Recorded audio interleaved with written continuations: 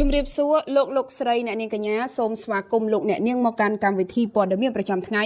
របស់ Visu Barang អន្តរជាតិ RFE កម្មវិធីព័ត៌មានដោយសាដាវីចិនចោទចិនស៊ីថាជាអ្នកនៅពីក្រោយបណ្ដាញឧក្រិដ្ឋកម្មនៅអាស៊ីអាគ្នេយ៍លោកប៉ែនបូណាថាក្រុម AOT និងក្រុមការងារចំពោះកិច្ចកំពុងវាយតម្លៃទំហំខូចខាតនៅតាមតំបន់ព្រំដែនមេតបកម្ពុជាថៃប្រាប់មន្ត្រីអាមេរិកថាកម្ពុជាជាអ្នកបង្កចំនួនយោធាម្នាក់ទទូចឲ្យបូរីលេងនវត្រាពន្លឿនការសាងសង់ឲ្យអតិថិជនបាតកម្មរបស់ប្រជាជនអ៊ីរ៉ង់ប្រឆាំងនឹងរបបផ្ដាច់ការអ៊ីស្លាមកាន់តែធំទូទាំងប្រទេសខណៈចំនួនមនុស្សស្លាប់ដោយការបង្ក្រាបការដល់ជាង50នាក់វេណេស៊ុយអេឡាដោះលែងអ្នកទោសនយោបាយបញ្ជាការវាយប្រហារយោធាម្ដងទៀតពីអាមេរិកលោកដូណាល់ត្រាំហៅក្រុមហ៊ុនប្រេងធំមកជួបប្រជុំគ្នា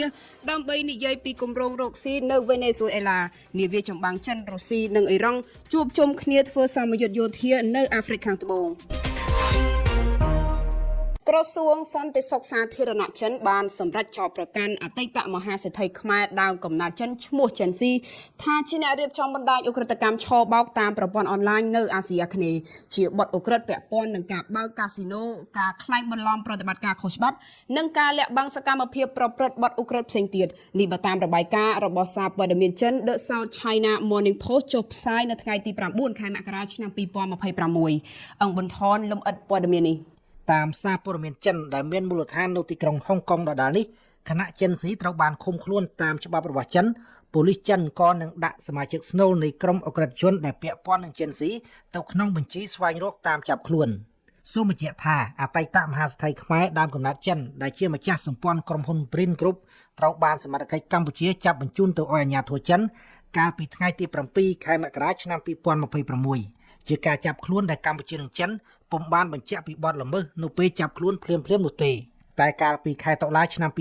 2025អាមេរិកនិងអង់គ្លេសបានចោទប្រកាន់ចិនស៊ីគឺជាមេខ្លោងដ៏ធំក្នុងបទល្មើសចាប់បង្ខាំងមនុស្សឲ្យធ្វើការក្នុងបណ្ដាញឧក្រិដ្ឋកម្មឆបោកអនឡាញនៅក្នុងប្រទេសកម្ពុជាតាមច្បាប់របស់តុលាការសហព័ន្ធទីក្រុង Brooklyn របស់សហរដ្ឋអាមេរិកចិនស៊ីអាចត្រូវជាប់ទោសរហូតដល់40ឆ្នាំលើសពីប្រឈមមុខជាប់ទោសជិតពាក់កណ្ដាលជីវិតរបស់ចិនស៊ីអាមេរិកក៏បានប្តឹងរឹបអូសទ្រព្យសម្បត្តិរបស់បរិះដើមកំណើតចិនរូបនេះដែលមានតម្លៃប្រមាណ$15,000 លានគណៈអង់គ្លេសក៏បានបង្កកទ្រព្យសម្បត្តិរបស់ក្រុមហ៊ុនមេបណ្ដាញអក្រិតកម្មអនឡាញរូបនេះប្រមាណ$176 លានអាមេរិកទៀតគួររំលឹកជូនដែរថាកាលពីអំឡុងខែឧសភាឆ្នាំ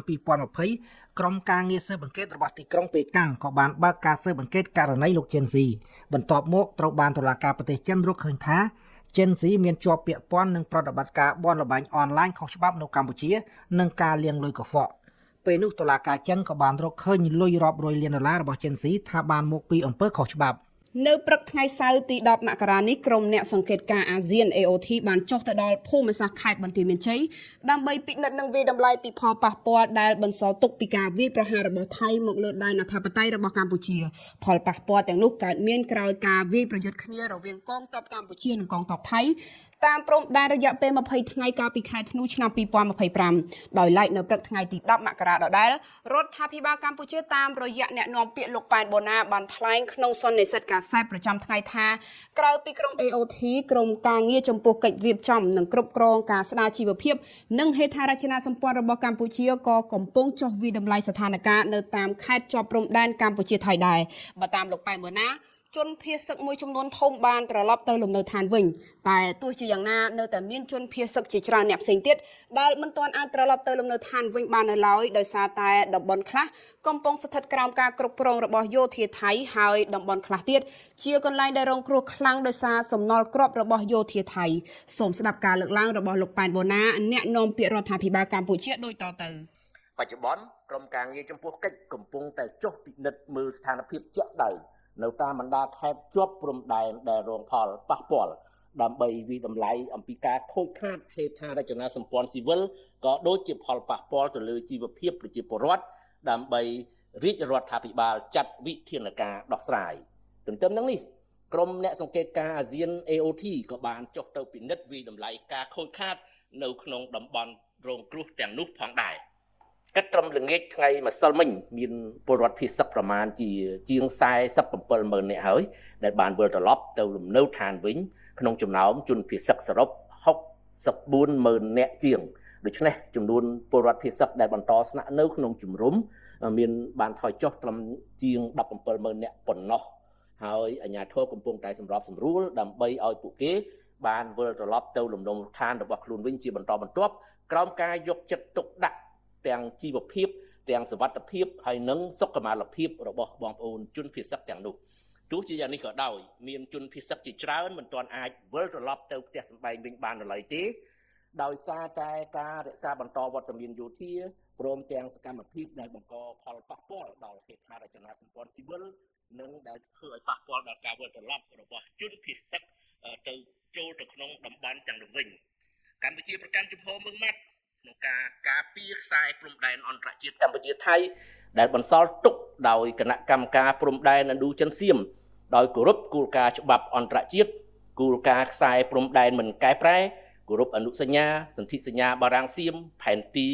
និងកំណត់ហេតុបោះបង្គោលព្រំដែនរបស់គណៈកម្មការបោះបង្គោលព្រំដែនឥណ្ឌូចិនសៀមព្រមទាំងកិច្ចព្រមព្រៀងនិងឯកសារពាក់ព័ន្ធនានាដែលភាគីទាំងពីរបានឯកភាពគ្នានាពេលកន្លងមកនាយឧត្តមសេនីយ៍ប៉ាណាក្លេផុនធុកអគ្គមេបញ្ជាការកងទ័ពភូមិន្ទថៃបានលើកឡើងក្នុងជំនួបជាមួយមន្ត្រីការទូតជាន់ខ្ពស់អាមេរិកមួយរូបថាកម្ពុជាជាភាគីដែលបង្កភាពតានតឹងតាមព្រំដែននិយាយឲ្យចំគឺកម្ពុជាជាអ្នកបង្កចំនួននេះបើតាមប្រព័ន្ធផ្សព្វផ្សាយថៃតែកន្លងមកភាគីកម្ពុជាតែងបានបញ្ជាក់ថាថៃជាអ្នកបង្កអារេភាពមកលើកម្ពុជាហើយបានប្រើប្រាស់កម្លាំងយោធាហួសសមមាត្រទាំងសភាវុធនិងកងទ័ពវាយមកលើកម្ពុជាសូមស្ដាប់ហូររស្មីក្នុងជំនួបជាមួយលោក Michael George Desombre ឧបការីរដ្ឋមន្ត្រីការបរទេសអាមេរិកទទួលបន្ទុកកិច្ចការអាស៊ីបូព៌ានិងប៉ាស៊ីហ្វិកនៅទីបញ្ជាការដ្ឋានកងទ័ពភូមិន្ទថៃនៃទីក្រុងបាងកកកាលពីថ្ងៃសុក្រនាយរដ្ឋមន្ត្រីប៉ាណាក្លេវផុនធុកបានចោទចំថាកម្ពុជាជាអ្នកផ្ដួចផ្ដើមឲ្យមានភាពតានតឹងតាមព្រំដែននិងបានផ្សព្វផ្សាយព័ត៌មានប្រឌិតថាថៃជាអ្នកឈ្លានពានជំនួបដដែលក៏មានការពិភាក្សាអំពីកិច្ចសហការខាងយោធារវាងថៃនិងសហរដ្ឋអាមេរិកនិងកិច្ចការការពារសន្តិសុខទ្វេភាគីតាមប្រព័ន្ធផ្សព្វផ្សាយថៃ Council English នាយរដ្ឋមន្ត្រីប៉ាណាក្លេវផុនធុក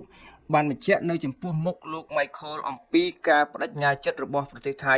និងការរួមរស់ជាមួយគ្នាដោយសន្តិវិធីនិងគោរពតាមសេចក្តីថ្លែងការណ៍រួមស្តីពីសន្តិភាពសេចក្តីថ្លែងការណ៍រួមដែលជាស្នាដៃរបស់ប្រធានាធិបតីអាមេរិកលោក Donald Trump ទន្ទឹមនេះនឹងមកតាមនាយរដ្ឋមន្ត្រីប៉ាណាក្លេវផុនធុកទីក្រុងបាងកកកំពុងប្រើប្រាស់យន្តការទ្វេភាគីផ្សេងៗដើម្បីកសាងការយោគយល់គ្នាជាមួយប្រទេសកម្ពុជាលើសពីនេះមេដឹកនាំយោធាថៃរូបនេះក៏មិនភ្លេចបញ្ជាក់ថាប្រទេសថៃ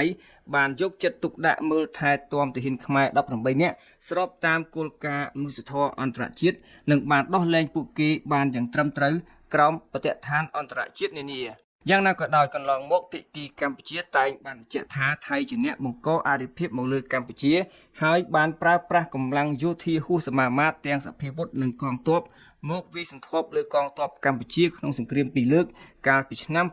2025កងកម្លាំងយោធាថៃក៏ត្រូវបានភាគីកម្ពុជាចោទថាបានបន្តឈរជើងលើទឹកដីកម្ពុជាក្រោយប្រកាសបទឈប់បាញ់បន្ទាន់មួយកាលពីថ្ងៃទី27ធ្នូឆ្នាំ2025ភាគីកម្ពុជាក៏បានចោទកងកម្លាំងថៃថាបានធ្វើសកម្មភាពអមនុស្សធម៌ជាច្រើនទៀតមកលើកម្ពុជាសូមបញ្ជាក់ថានៅថ្ងៃទី10ខែមករានេះលោក Michael George Desombre ក៏បានចូលជួបពិភាក្សាជាមួយនាយករដ្ឋមន្ត្រីកម្ពុជាលោកហ៊ុនម៉ាណែតនៅទីក្រុងភ្នំពេញនេះមកតាមការបញ្ជាក់របស់ប្រមុខរដ្ឋាភិបាលកម្ពុជាតែគិតត្រឹមពេលបញ្ចប់សេចក្តីរាយការណ៍នេះគេមិនទាន់ដឹងថាជំនួបរបស់លោកហ៊ុនម៉ាណែតជាមួយលោក Michael បានពិភាក្សាអំពីបញ្ហាអ្វីខ្លះនោះទេយ៉ាងណាមិញដំណើរទស្សនកិច្ចរបស់មន្ត្រីជាន់ខ្ពស់អាមេរិកនាពេលនេះគឺដើម្បីត្រួតពិនិត្យនិងជំរុញការអនុវត្តបទឈប់បាញ់និងសេចក្តីថ្លែងការណ៍រួមទីក្រុងកូឡាឡាំពួរនេះបើតាមសេចក្តីប្រកាសព័ត៌មានរបស់ក្រសួងការបរទេសអាមេរិកស្តីពីដំណើរទស្សនកិច្ចរបស់លោក Michael មកកាន់កម្ពុជានិងប្រទេសថៃគួររំលឹកថានេះជាដំណើរលើកទី2របស់ឧបការីរដ្ឋមន្ត្រីការបរទេសអាមេរិករូបនេះមកកាន់កម្ពុជានិងថៃបន្ទាប់ពីភាគីទាំងពីរបានចុះហត្ថលេខាលើសេចក្តីថ្លែងការណ៍រួមទីក្រុងកូឡាឡាំពួរកាលពីថ្ងៃទី26ខែមករាឆ្នាំ2025អ្នកជំនាញវិទ្យាសាស្ត្រនយោបាយលោកបណ្ឌិតកិនភៀកត់សម្គាល់ឃើញថាភាគីថៃកំពុងកាឡៃព័ត៌មានភូតភរមន្ត្រីអាមេរិកជុំវិញសកម្មភាពរំលោភបំពានរបស់ខ្លួនមកលើកម្ពុជាតាមលោកបណ្ឌិតកិនភៀទាហានថៃបានបន្តឈរជើងខុសច្បាប់ ចូលយ៉ាងជ្រៅក្នុងទឹកដីកម្ពុជាហើយក៏ថែមទាំងបានបំផ្លិចបំផ្លាញទ្រព្យសម្បត្តិរបស់ជនស៊ីវិលកម្ពុជាផងដែរលោកយល់ឃើញថាសហរដ្ឋអាមេរិកគួរតែមានការពិនិត្យផ្ទៀងផ្ទាត់ភស្តុតាងឲ្យបានច្បាស់មុនជឿតាមសេចក្តីរាយការណ៍របស់ភាគីថៃដើម្បីឲ្យបានដឹងប្រកាសថាតើភាគីកម្ពុជាឬថៃដែលជាអ្នកបង្កភាពតានតឹងនិងបង្កការឈ្លានពានក្នុងចំនួនព្រំដែននេះនាយទាហានកម្ពុជាម្នាក់បានស្នើទទូចឲ្យបុរីលេងនវត្រាពន្លឿនការដោះស្រាយបញ្ហារាំងស្ទះលើការសាងសង់ផ្ទះរបស់ខ្លួនដោយសង្ឃឹមថាលោកអាចមានផ្ទះរស់នៅសមរម្យប្រសិនបើលោកមិនបានពាក់លីក្នុងសមរភូមិមុខលោកវិតកំសាន្តប្រាប់វិទ្យុបារាំងអន្តរជាតិ RFI នៅថ្ងៃទី10ខែមករានេះថាអ្វីដែលលោកបាននិយាយក្នុងកិច្ចប្រជុំមួយនៅក្នុងក្រសួងរៀបចំដែនដីនគររូបនីយកម្មនិងសំណង់ដែលត្រូវបានផ្សាយពាសពេញ Facebook នាយប់ថ្ងៃទី9ខែមករាឆ្នាំ2026គឺជារឿងពិតសូមស្ដាប់អឹងប៊ុនថនលោកវិតកំសាន្តប្រាប់វិទ្យុបារាំងអន្តរជាតិ RFI នៅថ្ងៃទី10ខែមករានេះថាអ្វីដែលលោកបាននិយាយនៅក្នុងកិច្ចប្រជុំមួយនៅក្រសួងរៀបចំដែនដីនគររូបនីយកម្មនិងសំណង់ដែលត្រូវបានផ្សព្វផ្សាយពាសពេញ Facebook នាយប់ថ្ងៃទី9ខែមករាឆ្នាំ2026គឺជារឿងពិតលោកវិតកំសាន្តដែលជាកងទ័ពក្នុងជួរកងកម្លាំងរក្សាសន្តិភាពឬហៅថាកងទ័ពមុខខៀវបានលើកឡើងក្នុងកិច្ចប្រជុំខាងលើនេះថាសប្តាហ៍ថ្ងៃលោកកំពុងតែជួលផ្ទះគេស្នាក់នៅចំណាយប្រាក់ខែត្រូវបង់សងទូធនាគារដែលលោកបានខ្ចីដើម្បីយកទៅទិញផ្ទះពីបុរីលេងនវត្រា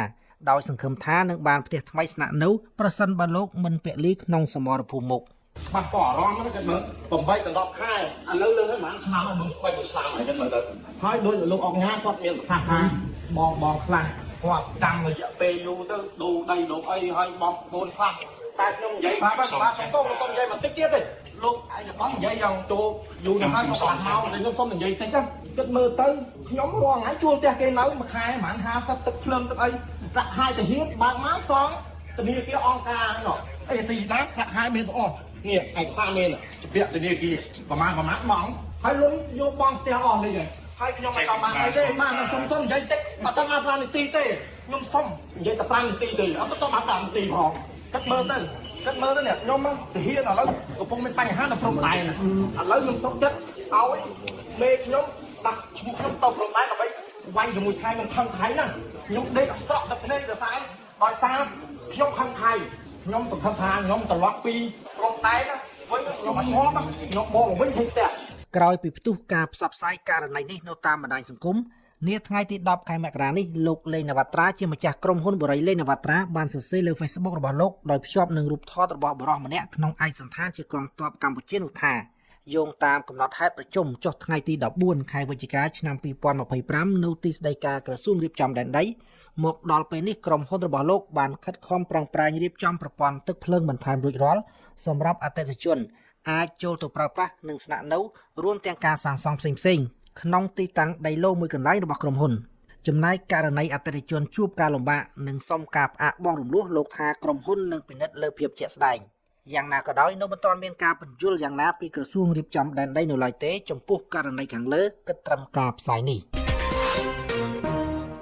លោកអ្នកស្ដាប់ជាទីមេត្រីយើងងាកមកចាប់អារម្មណ៍ព័ត៌មានអន្តរជាតិវិញម្ដងរយៈពេល13ថ្ងៃហើយដែលប្រជាជនអ៊ីរ៉ង់បានធ្វើបាតុកម្មទូទាំងប្រទេសប្រឆាំងនឹងរបបផ្ដាច់ការអ៊ីស្លាមអ៊ីរ៉ង់អាជ្ញាធរបានបិទបណ្ដាញទូរស័ព្ទនិងអ៊ីនធឺណិតដើម្បីកុំឲ្យប្រជាជនតាក់ទងគ្នានិងផ្សព្វផ្សាយដំណឹងបាតុកម្មនេះចេញក្រៅប្រទេសគិតត្រឹមថ្ងៃសៅរ៍ទី10មករានេះការបង្ក្រាបរបស់សមត្ថកិច្ចអ៊ីរ៉ង់បានបណ្ដាលឲ្យស្លាប់មនុស្សជាង50នាក់អ៊ីស្រាអែលនិងសហរដ្ឋអាមេរិកកំពុងតែតាមដានស្ថានភាពនេះយ៉ាងយកចិត្តទុកដាក់បំផុតមកពិសីលំអិតព័ត៌មាននេះ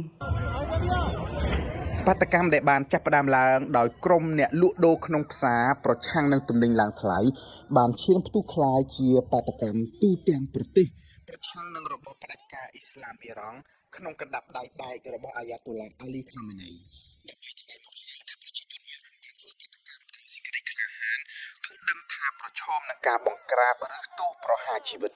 បាតកម្មលើកនេះមានការចូលរួមពីប្រជាជនអ៊ីរ៉ង់សឹងគ្រប់មជ្ឈដ្ឋានទាំងអស់មិនថាយុវជនសិស្សនិស្សិតបុគ្គលិកអ្នកលក់ដូរឬអ្នកមានជីវភាពធូរធារ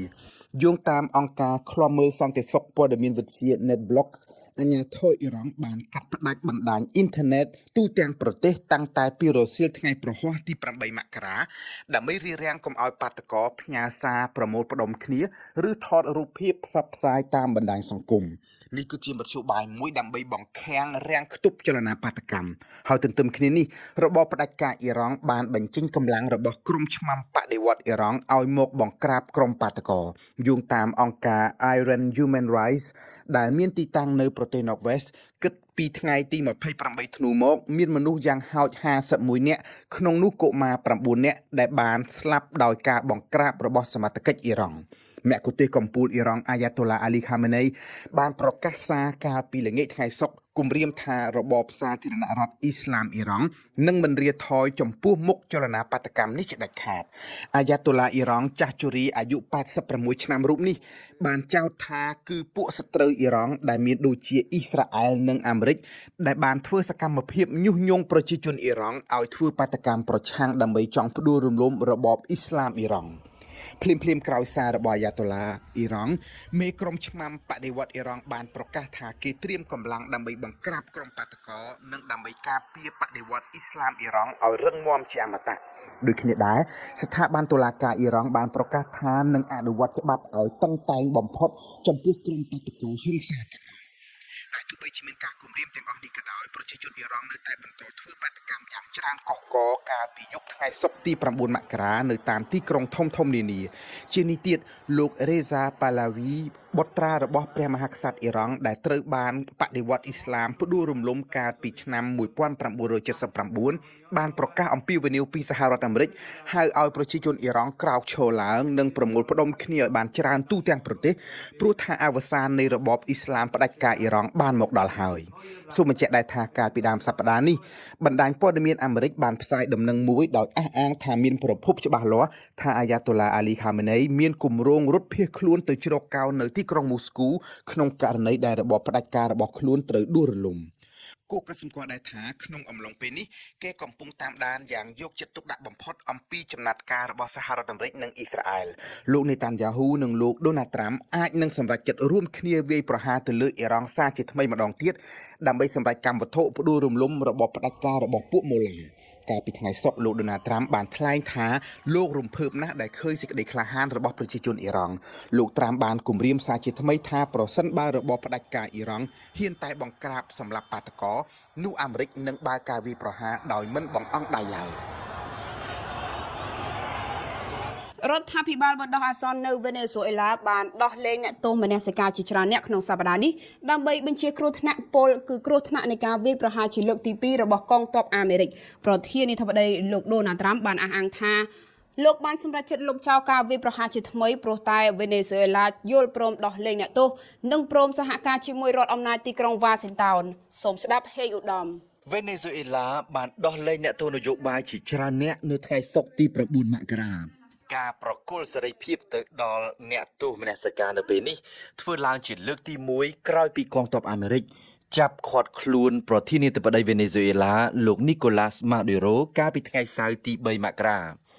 ដោយពុំបានបញ្ជាក់អំពីចំនួនអ្នកទោសនយោបាយពិតប្រាកដដែលត្រូវដោះលែងប្រធានរដ្ឋសភាវេណេស៊ុយអេឡាលោក Jorge Rodriguez គ្រាន់តែបានបញ្ចេញយោបល់ថាការដោះលែងអ្នកទោសគ្រានេះជាកាយវិការដ៏ប្រសើររបស់រដ្ឋាភិបាលដើម្បីធានាទៅដល់ដំណើរការសន្តិភាពនៅក្នុងប្រទេសការយល់ព្រមដោះលែងអ្នកទោសនេះដែរបានជំរុញឲ្យប្រធានាធិបតីអាមេរិកលោកដូណាល់ត្រាំសម្រេចចិត្តលុបចោលការវាយប្រហារយោធាជាថ្មីនៅវេណេស៊ុយអេឡានេះបើយោងទៅតាមសំណេររបស់ចៅហ្វាយសេតាវិមាននៅក្នុងបណ្ដាញសង្គមផ្ទាល់ខ្លួនទីភ្នាក់ងារព័ត៌មានបារាំង AFP ប្រចាំទីក្រុងការ៉ាកាសបានឲ្យដឹងថានៅក្នុងចំណោមអ្នកទោសដែលមានសេរីភាពគេឃើញមានវត្តមានអ្នកនយោបាយប្រឆាំងលេចធ្លោម្នាក់ដែរឈ្មោះថាលោក Enrique Maguez ហើយក៏មានដែរលោកស្រីមេធីវី Rocio San Miguel ដែលត្រូវរបបដឹកនាំលោក Nicolas Maduro ចាប់ឃុំខ្លួននៅខែកុម្ភៈឆ្នាំ2024អង្គការសិទ្ធិមនុស្ស Foro Penal បានសន្និដ្ឋានថាវេណេស៊ុយអេឡាមានអ្នកទោសមនសិការយ៉ាងហោច806នាក់ ទំនងជាដើម្បីកុំឲ្យអ្នកគ្រប់គ្រងរបស់ខ្លួនខកចិត្តលោកស្រី Delcy Rodriguez ប្រធានាធិបតីស្ដីទីវេណេស៊ុយអេឡាបានធានាថាខ្លួនមិនមែនកំពុងតែអោនក្បាលចុះញោមនឹងអាមេរិកឬស្ដាប់តាមតែបង្គាប់អាមេរិកនោះឡើយហើយលោកស្រីក៏បានបញ្ជាក់អំពីក្តីស្មោះស្ម័គ្រឥតងាករេចំពោះលោកប្រធានាធិបតីវេណេស៊ុយអេឡា Nicolas Maduro តែយ៉ាងណាក៏ដោយលោក Donald Trump បានបញ្ជាក់អះអាងថាអាមេរិកនិងវេណេស៊ុយអេឡាកំពុងតែធ្វើការរួមគ្នាយ៉ាងល្អនៅក្នុងដំណើរកសាងជាតិជាពិសេសនៅក្នុងការធ្វើទំនើបកម្មហេដ្ឋារចនាសម្ព័ន្ធឧស្សាហកម្មប្រេងបើតាមសេតវិមានមុននឹងជួបជាមួយថៅកែក្រុមហ៊ុនប្រេងអាមេរិកនៅថ្ងៃសុក្រទី9មករាលោក Donald Trump បានលើកឡើងថាអាមេរិកនឹងវិនិយោគទុនយ៉ាងតិច$100,000 លាននៅក្នុងជំនួញរកស៊ីប្រេងនៅវេណេស៊ុយអេឡាតាក់ទងទៅនឹងអនាគតដឹកនាំរដ្ឋាភិបាលទីក្រុងការ៉ាកាសវិញលោកប្រធានាធិបតីអាមេរិកបានទម្លាយដឹងថាលោកនឹងទទួលជួបលោកស្រី Maria Corina Machado ដែលជាជ័យលាភី Nobel សន្តិភាពពិភពលោកឆ្នាំ2025និងជាមេដឹកនាំប្រឆាំងវេណេស៊ុយអេឡាដ៏ធំមួយជំនួបនេះនឹងប្រព្រឹត្តទៅនៅទីក្រុង Washington នាសប្តាហ៍ថ្មីគួររំលឹកជូនថាពេលចាប់ខ្លួនលោក Nicolas Maduro ភ្លាមៗលោក Donald Trump មិនបានប្រកាសគាំទ្រលោកស្រី Maria Corina Machado ឲ្យចូលដឹកនាំប្រទេសវេណេស៊ុយអេឡានោះទេបើតាមគំនិតរបស់លោក Trump គឺលោកស្រីម្ចាស់ជ័យលាភីរង្វាន់ Nobel សន្តិភាពរូបនេះលំបាកនឹងដឹកនាំប្រទេសណាត្បិតថាលោកស្រីគ្មានការគាំទ្រនិងគ្មានការគោរពពីប្រជាជននៅក្នុងស្រុកក៏ប៉ុន្តែលោក Trump ប្រហែលជាផ្លាស់ប្ដូរគំនិតក៏អាចថាទៅបាន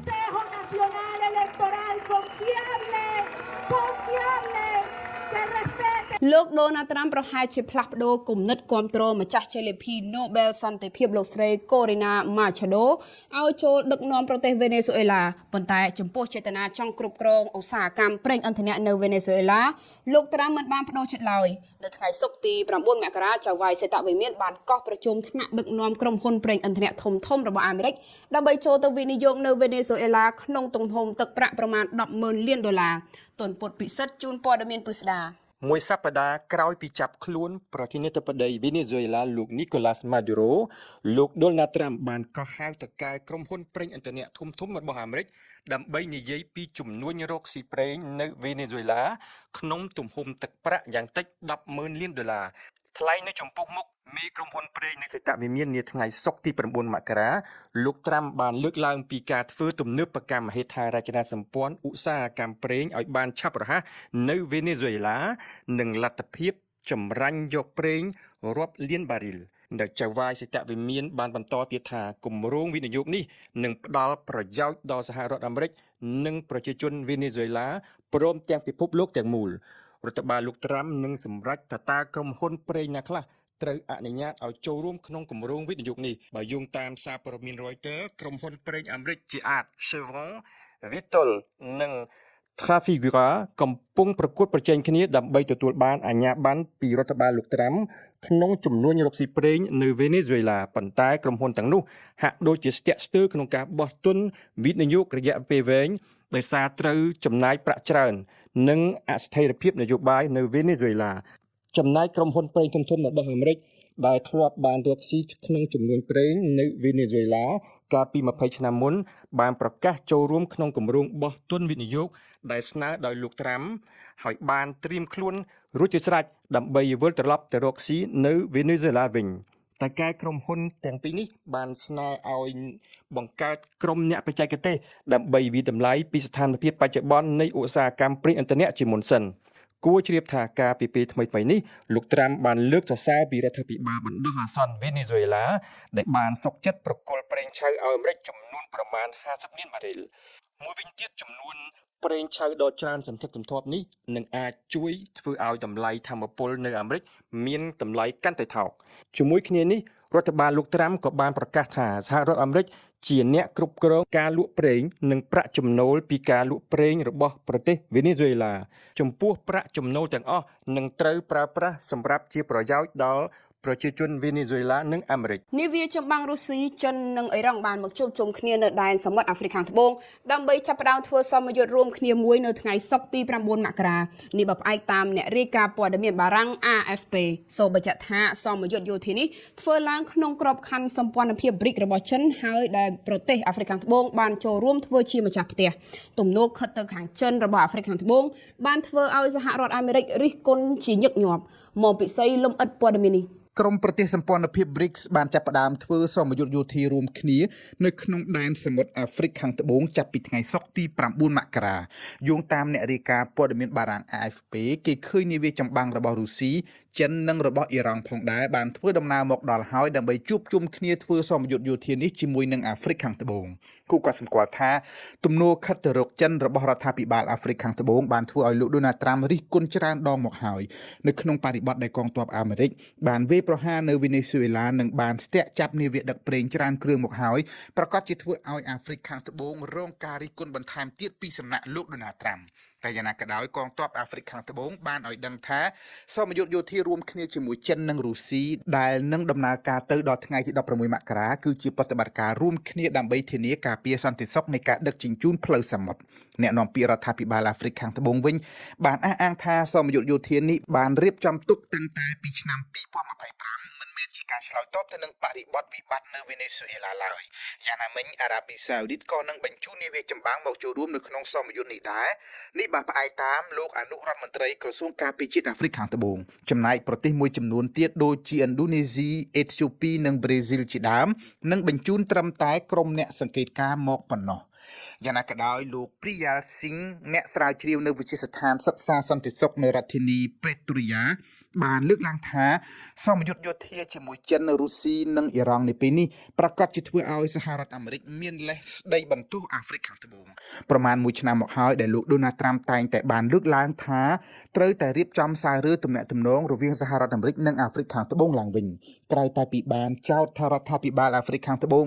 ដឹកនាំដោយលោកស៊ីរីលរ៉ាម៉ាហ្វូសាបានធ្វើទុកបុកម្នេញទៅលើសហគមន៍ជនជាតិស្បែកសលោកដូណាល់ត្រាំបានថែមទាំងចោទទៀតថាអាហ្វ្រិកខាងត្បូងគឺជាអ្នកគាំទ្រក្រុមហាម៉ាស់ប៉ាឡេស្ទីនកាលពីខែមិនិនាឆ្នាំ2025លោកដូណាល់ត្រាំបានបណ្ដេញលោកឯកអគ្គរដ្ឋទូតអាហ្វ្រិកខាងត្បូងឲ្យត្រឡប់ទៅស្រុកវិញនិងបានសម្រេចដាក់ពន្ធសង្កត់ចំនួន 30% លើទំនិញរបស់អាហ្វ្រិកខាងត្បូងទស្សនិកជនជាទីមេត្រីជាបន្តទៅទៀតនេះលោកអ្នកនាងនឹងបានតាមដានដំណងជានេតិព្រឹត្តិការណ៍កម្ពុជាប្រចាំថ្ងៃរៀបចំជូនដោយសាមឧត្តមថ្ងៃនេះឧត្តមបានចោទជាសំណួរថាតើការចាប់ខ្លួនជេនស៊ីអាចជួយបង្កើនទំនុកចិត្តដល់វិនិយោគិនបរទេសកម្រិតណានៅកម្ពុជានិងចុងក្រោយជានេតិបទយកការរៀបចំជូនដោយចាន់លីដាស្ដីពីក្របបែកយន្តហោះថៃទម្លាក់ផ្ដាច់ស្ពានអូជីកនៅតែធ្វើឲ្យពលរដ្ឋខ្មែរខ្លះមានក្តីរន្ធត់ខ្លាំងព្រឹត្តិការណ៍កម្ពុជាប្រចាំថ្ងៃ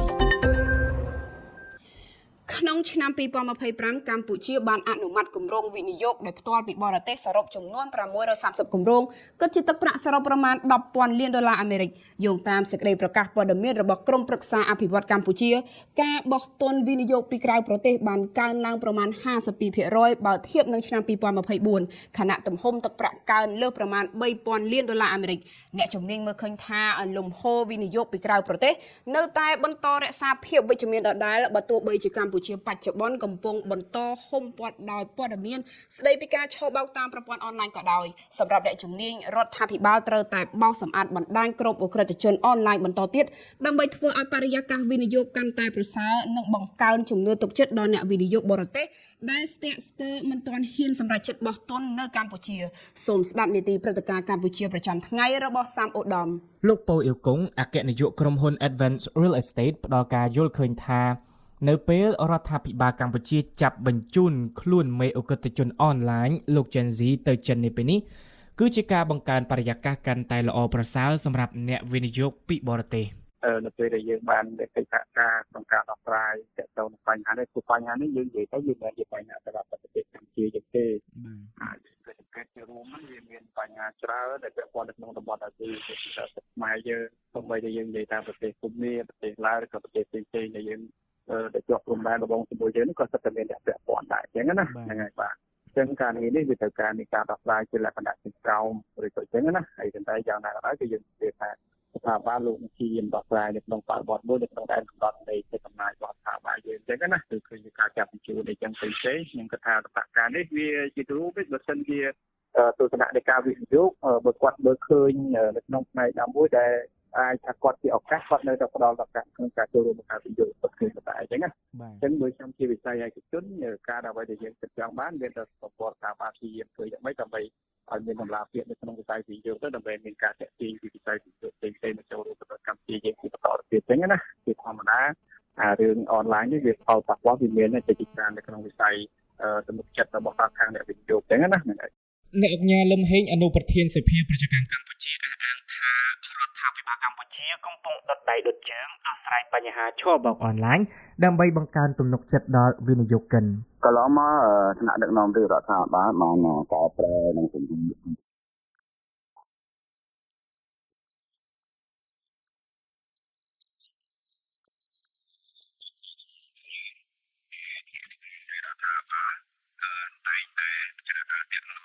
ទាំងវិសភាពនៃកម្មកម្ពុជាដែលដឹកនាំដោយអ្នកអង្គការកិនមេងដែលអមដំណើរសម្ដេចនាយករដ្ឋមន្ត្រីទៅសុខក្រៅហ្នឹងយើងទៅតែធ្វើវេទិកាធុរកិច្ចដើម្បីតាក់មួយមកកម្មប្រទេសកម្ពុជាយើងនឹងជាបញ្ហាសំខាន់ដែលសំខាន់នោះគឺការដោះស្រាយការការពារអ្នកវិនិយោគក្នុងប្រទេសយើងដែលជៀសវាងការធ្វើឲ្យគាត់ខាតបង់អំពីស្កេមអនឡាញអីផ្សេងៗនេះដើម្បីដូចយើងឃើញថាដឹកនាំរាជរដ្ឋាភិបាលកំពុងតែធ្វើការរឿងហ្នឹងហើយរឿងស្កេមអនឡាញដូច្នេះយើងគឺការការពារអ្នកវិនិយោគនឹងឯង អ្នកអង្គការលឹមហេងក៏បានបន្តថាបញ្ហាឆបោកអនឡាញនេះមិនបានបង្អាក់ការបោះទុនវិនិយោគពីក្រៅប្រទេសចូលមកប្រទេសកម្ពុជាឡើយ ខ្ញុំគិតថាมันជាប៉ះពាល់អីខ្លាំងមកវិនិយោគទេព្រោះកន្លងមកយើងនឹងស្រាប់ហើយកន្លងមកថាមាន scam online ប៉ុន្តែយើងឃើញថាការចុះបញ្ជីក៏ដូចជាក្រុមប្រឹក្សាវត្តកម្ពុជាបានទទួលគម្រោងហ្នឹងគឺថាជាកំណត់ត្រាប្រវត្តិសាស្ត្រកម្ពុជាទៅទៀតឆ្នាំ2025នេះណាជាង600គម្រោងដែលយើងមិនដែលមានសោះកន្លងមកដូច្នេះខ្ញុំគិតថាកំណើននៃការវិនិយោគគឺនៅតែមានការកើនឡើងអញ្ចឹងព្រោះអីទីផ្សារកម្ពុជាយើងគឺយើងមានកិច្ចព្រមព្រៀងសេរីពាណិជ្ជកម្មកម្ពុជាចិនកម្ពុជាកូរ៉េអ៊ីមីរ៉ាតអារ៉ាប់រួមក៏ដូចជាអសបហើយជាពិសេសគឺយើងនៅមាន EBA ក៏ដូចជា GSP មួយចំនួនជាមួយអាមេរិកអង់គ្លេសកាណាដាផងដែរដូច្នេះយើងគិតថាការតាក់ទាញអ្នកវិនិយោគមកប្រទេសកម្ពុជាយើងនេះនៅតែមានកំណើនល្អប្រសើរអញ្ចឹងបាទ តើនៅក្នុងឆ្នាំ2026នេះរដ្ឋាភិបាលកម្ពុជា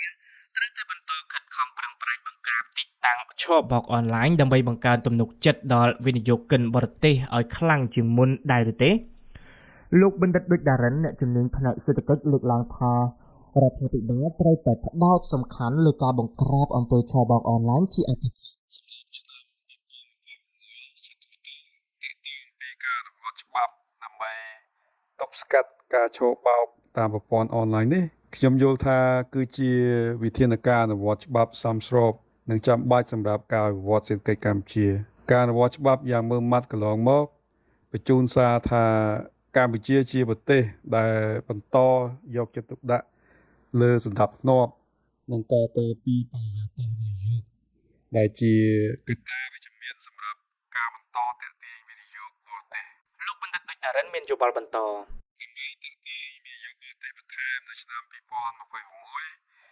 ជាមតិផ្ទាល់ខ្លួនខ្ញុំយល់ថាកម្ពុជាគួរបន្តផ្ដោតលើចំណុចសំខាន់ៗមួយចំនួនមានដូចជាទី1បន្តពង្រឹងនីតិរដ្ឋដើម្បីបន្តបង្កើនទំនុកចិត្តវិនិយោគិនទី2បន្តកែលម្អបរិយាកាសធុរកិច្ចដោយសម្រួលនីតិវិធីរដ្ឋបាលតាមប្រព័ន្ធ Digital និងបន្តជំរុញការកាត់បន្ថយថ្លៃដើមក្នុងការធ្វើអាជីវកម្មទី3បន្តផ្ដោតលើការតាក់ទាញវិនិយោគក្នុងវិស័យមានតម្លៃបន្ថែមខ្ពស់និងវិស័យយុទ្ធសាស្ត្រដូចជាបច្ចេកវិទ្យា Digital ឧស្សាហកម្ម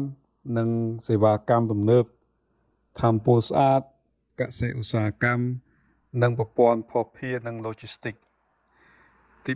4បន្តវិនិយោគលើការវិវត្តធនធានមនុស្សនិងការពង្រឹងជំនាញវិជ្ជាជីវៈដើម្បីឲ្យកម្លាំងពលកម្មកម្ពុជាអាចឆ្លើយតបទៅនឹងតម្រូវការរបស់វិនិយោគិនក្នុងស្រុកនិង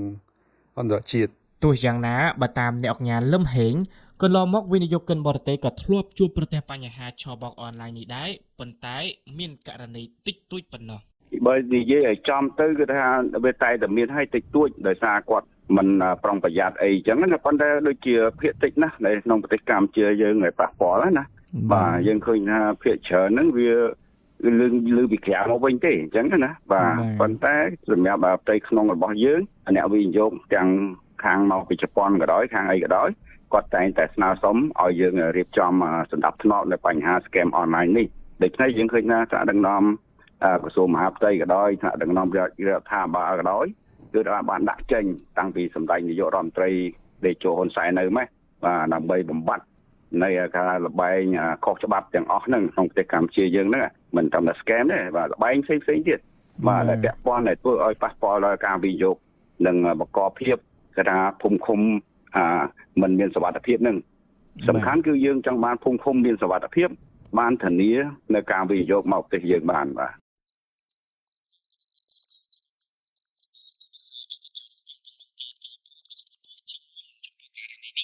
ដើម្បីធ្វើយ៉ាងណាផ្ដល់បរិយាកាសល្អដល់វិនិយោគិនបរទេសនិយាយចំយើងមានការប្រុងប្រយ័ត្នណាស់ហើយយើងតាមដានទាំងអស់គ្នាអញ្ចឹងណាទាំងវិស័យឯកជនទាំងថ្នាក់ដឹកនាំ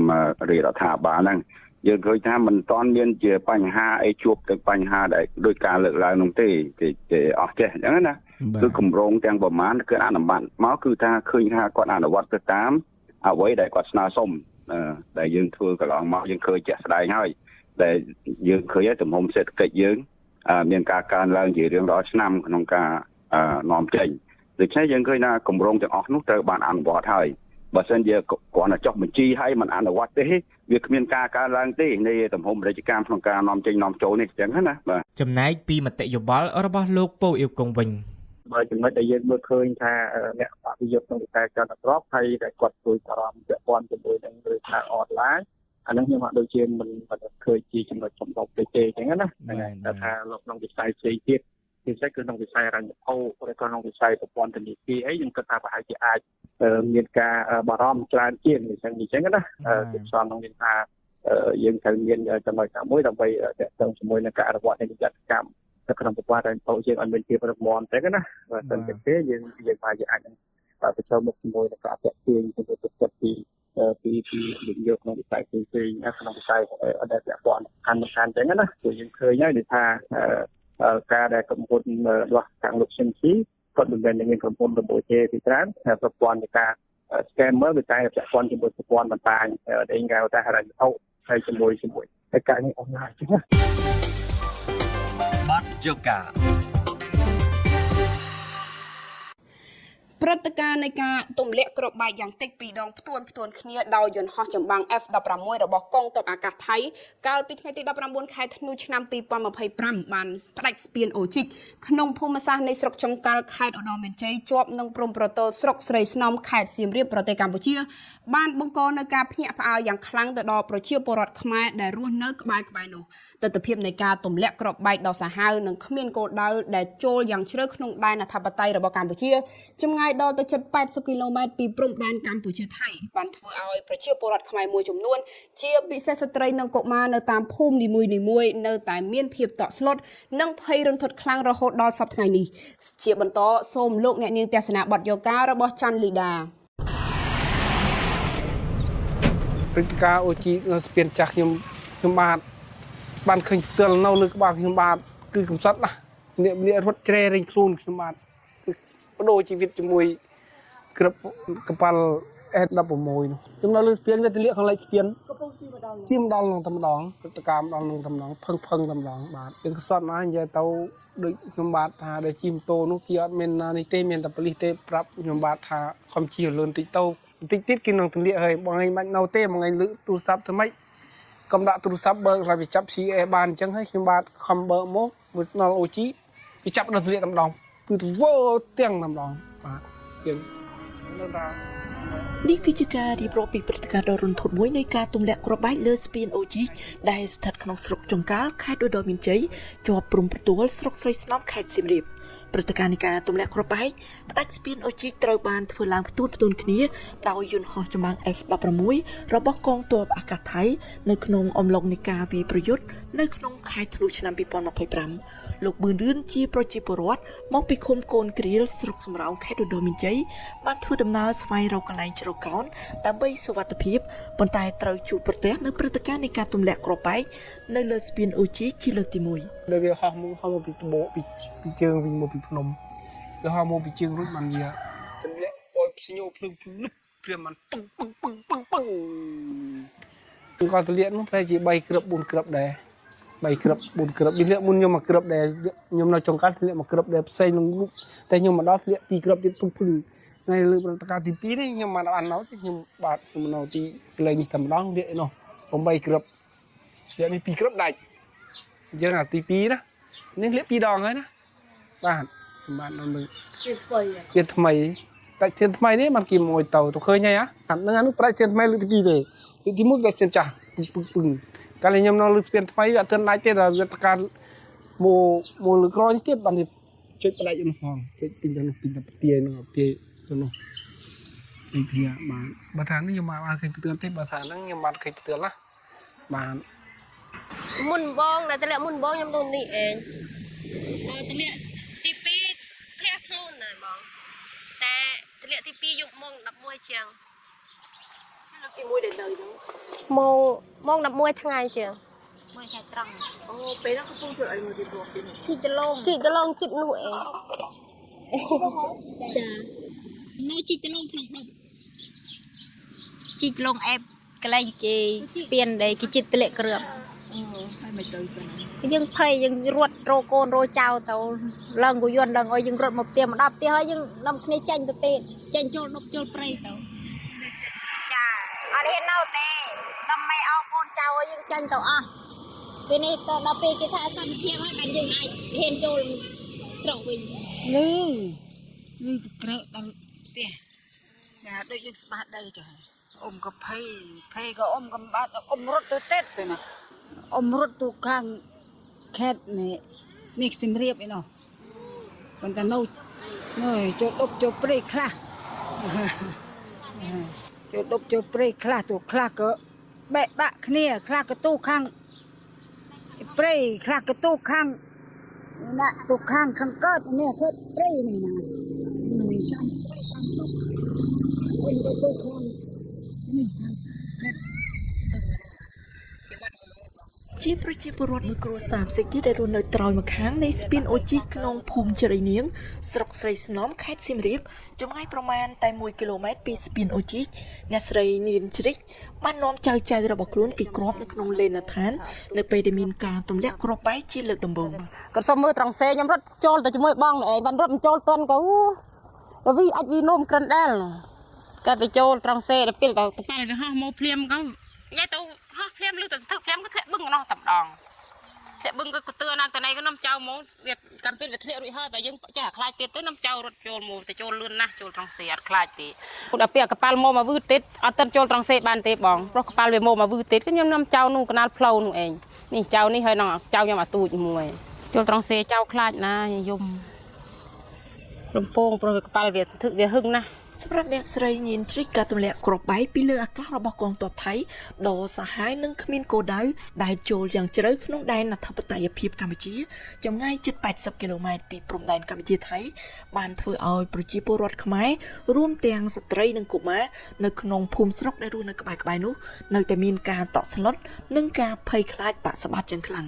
យំរនេះក្នុងដីក្នុងតាមផ្លូវនេះហើយព្រោះកប៉ាល់វាដើរពី3បកនោះកាកប៉ាល់ធ្លាក់វាលឺសលេងទេវាធ្លាក់គ្រាប់មួយតែម្ដងវាលឺក្នុងសាលាវាអត់លឺក្នុងសាលាវាលឺលឿនក៏ថាធ្លាក់ក្នុងសាលាក៏ដូចគ្នារត់ចាញ់មកឃើញគ្រូភីហើយគុណភីចាហើយគេនាំគ្នារត់ទាំងអស់គ្នាឬក៏មិនដឹងរត់ទាំងអស់គ្នារត់មកយំពងពេញសាលារត់មករាប់មុនមកក៏មិត្តភក្តិខ្ញុំម្នាក់វាមកមុនខ្ញុំហើយខ្ញុំនៅតែឯងភីខ្លាំងហ៎ភីខាងភីថាច់ក្រឹបខ្លាំងហ៎កប៉ាល់កូនប្រាប់ថាច់ក្បាលហ៎ថាច់ក្បាលថាច់ដ្រូនណា ខ្លាច ភ័យណាអូមីអូនទួយ ខ្លាចយំអបទៅឈប់ធាក់ក្រឹបយំ ជប់ខ្លាចឲ្យកូននេះ ចាប់ហើយ បើមានក្បាលមកទៀតខ្លាចអត់ តែឃើញក៏បើមកឆ្វែក៏ឆ្វែวันนี้ក៏អូនឃើញទូលឺក៏ងៀន ខ្ញុំទុព្រៃតែពេលធ្វើកប៉ាល់ហោះឆ្វែលក៏ដេញតែរមើលកប៉ាល់មិនឃើញដល់លុគ្រឹងតែម្ដងក៏នេះហើយភីឡងរត់